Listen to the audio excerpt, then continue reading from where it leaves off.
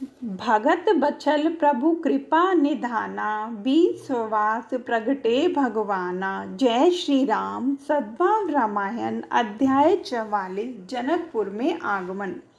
जनकपुर माने वेदांतियों की नगरी, सारी नगरी संतों की। परम ज्ञानी लोग वहाँ निवास करते हैं। बहुत सुंदर नगर है। सरिता तट पर अनेक उपवन हैं, ऋषि मुनि के आश्रम हैं, आकाश को छूने वाली इमारतें हैं। विश्वामित्र जी कहते हैं, राघव, यह जनकपुर है। आम के बगीचे में संतों के साथ राम जी ने मुकाम किया। महामुनि विश्वामित्र जी पधारे हैं। समाचार मिलते ही जनक महाराज अपने मंत्री गुरु शतानंद आदि को लेकर विश्वामित्र जी के स्वागत हेतु आए। उनके चरण में दंडवत की। विश्वामित्र जी ने उनको आशीर्वाद दिया। जनक जी और विश्वामित्र जी बातचीत कर रहे थे। इतने में जनकपुर के बगीचे से राम लक्ष्मण वहां आ पहुंचे। विश्वामित्र जी ने उन्हें कहा, राघव, सुमित्री, यह महाराज जनक जी हैं, इनका चरण स्पर्श करो। दोनों भाई जनक जी को प्रणाम करते हैं। राघव और लखन को देखकर ही जनक महाराज की दृष्टि एकदम स्थिर हो गई। उनका मन आकर्षित हुआ। विश्वामित्र जी को वंदन करके बोले, महाराज, ये अति सुंदर बालक कौन हैं? इन्हें देखते मेरे हृदय में इतना सारा अनुराग कैसे उत्पन्न होता है? मेरा मन ब्रह्म सुख छोड़कर इन बालकों में क्यों लग रहा है? ज्यों चंद्र पर चकोर की दृष्टि हो, वैसे मेरा वैरागी मन इन बालकों पर कैसे लग गया है? सदैव निराकार की मस्ती में डूबा मेरा मन इस रूप में कैसे फंसा है? बाप जी, जल्दी बताइए। विश्वामित्र जी ने मन ही मन मुस्कुराए बोले, महाराज, इसमें क्या आश्चर्य?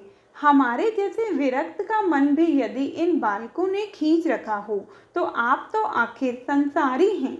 महाराज, आप बोले यह सब बारबर है। आप जैसे ज्ञानी का निर्णय गलत नहीं हो सकता। अभी तक निराकार में लगा हुआ आपका मन सब साकार में लगा, अनुराग प्रकट हुआ। यह अच्छी निशानी है। बात सच्ची है। आखिरी भूमिका पर सब रोए हैं। केवल ज्ञान से मुक्ति मानने वालों की आंख में से भी आंसू टपके हैं। तुलसी जी कहते हैं, ज्ञान साबुन है, साबुन से कपड़ों का मैल निकले, यह कबूल। ज्ञान से मुक्ति हो, यह कबूल। पर कपड़े धोने में केवल साबुन काम नहीं आता, पानी भी बहुत जरूरी है। भक्ति यह जल है।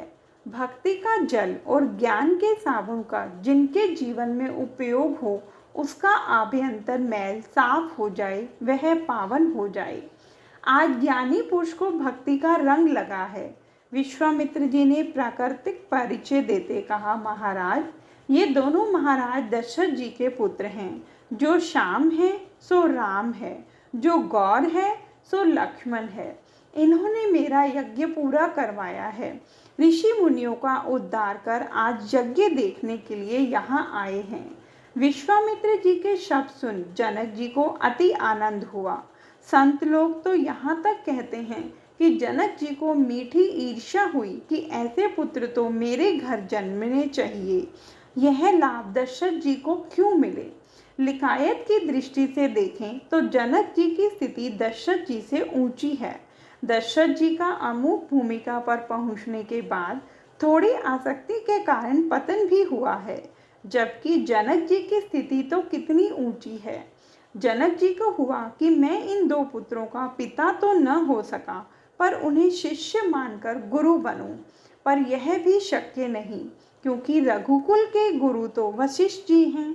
इसलिए गुरु बनने का दावा करूं तो मैंने ऋषि परंपरा का आह्वान दिया, ऐसा कहा जाए। ना तो पिता बन सके, ना तो गुरु हो सके।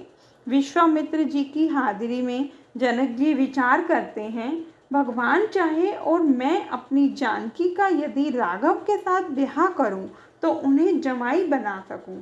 चाहे जो भी हो, पर इस राम के साथ संबंध जोड़ देने योग्य है। जय श्री राम।